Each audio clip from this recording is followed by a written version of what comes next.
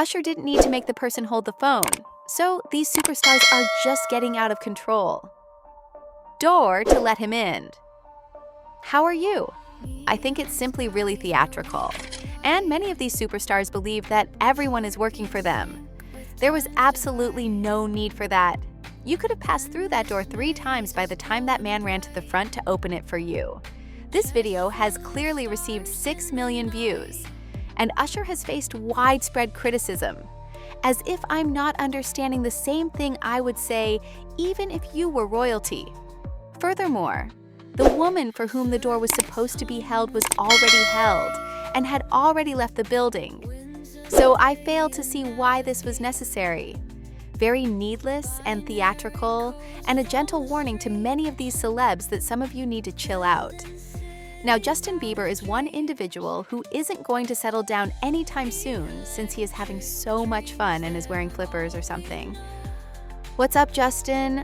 I can't see, and you know the paparazzi from Hollywood Life have discovered him, essentially just celebrating for whatever reason, and of course they're going to turn this into some sort of psychosis, or he's mentally ill, he's breaking down. I think we need to look past the obvious when it comes to Justin Bieber because it might be true. But other times the man is just having fun, but the paparazzi need a twist to make it seem like clickbait rage that makes them make more money. I think the man is just having fun. He was spotted again, and I think you know different rappers. Additionally, he seemed to have a good time at the Friday Night in the Desert event, where he even played with these performers. You may remark that it's wonderful to see him out of the home in a fairly healthy setting, with other individuals who appear happy and cheerful. Because healthy environment is a strong phrase, and these are the same settings that are essentially okay but not healthy at all. Let me take a moment to clarify because you know I was doing the best. However, I do think that these are just him and that he appears to be in a better place with people who seem like decent people, which is what he needs. I was attempting to reach Jennifer Lopez, a lady who always looks what she's going through, obviously made her fashion debut at the Saudi Grand Prix. And a lot of people are talking about it because she's acting like a latex Barbie or, you know, an F1 Barbie. The dress is fantastic, and she looks terrific. Do you realize that this girl will undoubtedly look amazing no matter what she goes through or who dresses her up, whether it's Diddy, Ben Affleck, or the music record sales? And since people are talking about her attire right now, I have to give her credit. Diddy's betrayal. Folks, it's already started. We need to review some new records that the government has released, and things don't seem for this. I was going to mention that this young man and this old man, it doesn't look for him at all. Under Rule 8001, the defendant's agents, co-conspirators, and employees' statements should be admitted by the court. Several remarks made by the defendant's employees and agents, many of whom were also involved in the racketeering conspiracy described in the indictment, will be presented by the government throughout the trial through witness testimony and documentary evidence. Federal Rule of Evidence 801 allows for the admissibility of employee remarks to the degree that they are submitted for their truth, although many such statements will not be presented for their truth and are thus not hearsay. They are making these claims. Oh Lord, the government also anticipates introducing several comments made by the defendant's agent's employees over the course of their employment with the defendant. These remarks, which cover a wide range of subjects, will be presented as evidence and through witness text messages as well. They are all focused on the worker's primary duties of supporting the defendant. It is only a matter of time. And given that the trial has not been postponed, I believe that this is a good time for the co-conspirators who are coming forward with witness statements and text messages, because people think it is Harvey Pierre and Christina Korm, the witch. The people Diddy formerly collaborated with are now publicly against him, and the government is stating that they want to use a lot of this material against him. Put differently, Diddy has snitches, and these snitches are rushing to the police and the prosecution because lengthy jail terms. In addition to your lawyers cross-examining these alleged victims, they also have your ex-friend and other ex-conspirators coming out and saying things against you. Furthermore, bear in mind that a lawsuit implicated Harvey Pierre, accusing him of trafficking a specific girl on an airplane. This alone will make it extremely difficult. Several of the aforementioned examples are also admissible as co-conspirator comments against the defendant under Rule 801. The declarants were associates of the Combs enterprise at the time of the statements, and their duties included carrying out the enterprise's objectives, satisfying the defendant's personal desires, concealing the crimes, and most importantly, upholding, defending, and enhancing the defendant's and the Combs enterprise's reputation.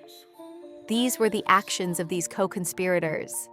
The prosecution anticipates proving at trial that the people whose comments are included above were co-conspirators who consented to help with at least part of the racketeering activities described in the indictment, among other workers. It's the RICO. For instance, redacted members of the defendant's security detail frequently engaged in violent activities at the defendant's request or directly contributed to MHM by assisting the defendant in bribing witnesses to set up treatments for the victims, keeping the victims hidden from the public until their wounds healed, and getting in touch with victims following the defendant's assaults. Among other things, they helped to cover up those assaults. To get medications, the defendant additionally sought the help of other employees and helpers, including redacted. I'm not too shocked, people, since as I read it further, it seems that Christina Crome is the one stepping forth to essentially cooperate with the government. In particular, the government anticipates providing statements from the following workers who were employed by the defendant at the time of the conspiracy indictment: high-ranking staff members, security guards, and senior executives of the defendant's businesses. I wonder who that may be, and I do think that, well, that's fascinating. Their conversations on those duties are therefore within the parameters of their work as a defendant's helper. Likewise, maintaining the defendant's bodily and reputational safety as a member of the defendant's security detail. His communications, which are part of his work duties, were also dispatched. Protecting the defendant's property and containing the defendant's aggression were frequently the responsibilities of another member of the defendant's security detail. Lastly, a senior executive at Bad Boy was in charge of developing performing artists' careers. Guys, it's Harvey Pierre everywhere. I apologize sincerely. With the exception of Redacted, who remained involved with the defendant after his employment ended in or around 2018, all of those witnesses were still former employees at the time of their statements. Nevertheless, it is evident that Redacted remained an agent of the defendant, and that the statements he made were made within the parameters of that relationship. Furthermore, his 2023 claims to Victim 4 are not shown as true, as was previously mentioned. Lastly, Redacted remarks are independently admissible as co-conspirator statements, as explained below, since the redacted individual remained a member of the defendant's racketeering conspiracy after his job was terminated. Based on my understanding and other people's research, this individual may be someone named James Cruz. Cassie's complaint also mentions James Cruz, claiming that Diddy would essentially hide at this person's home. I think James Cruz was the president of Baba Management before he left, although he obviously departed a long time ago. But he might possibly be one of the persons. And once more, you can actually see Diddy with Harvey Pierre and James Cruz. In my opinion, Christina Crome and these two individuals appear to be the co-conspirators, the big snitches, the big three, and the big three snitches, who are banding together to pull this person sideways. This will be a major nail in the coffin, one of many, since Diddy's co-conspirators are essentially targeting him. What is there for him to do now that the ex-friend has the text messages they will be using to hide the identities of these purported victims? Additionally, they conceal the damage. Head of security and entertainment staff. It's over. However, I told you everyone once a week. Diddy dang. Do you realize that every week Diddy finishes, things worsen? We're getting close because we know that this trial is either not being moved or, fortunately, is scheduled for May 5th. Did he want a speedy trial so you know you've reached the end now And now you want to do a 2-month delay? The court hearing also took place yesterday, which I believe was not even a few days ago. Nevertheless, you're too thrilled with a 2-month wait when 4 different legal firms have already taken on your case, including Brian Steele, Mark Agnafilo, Mark Garagos, and Mark's daughter Tenny. You have no attorneys involved in this case, yet you still want to push it back.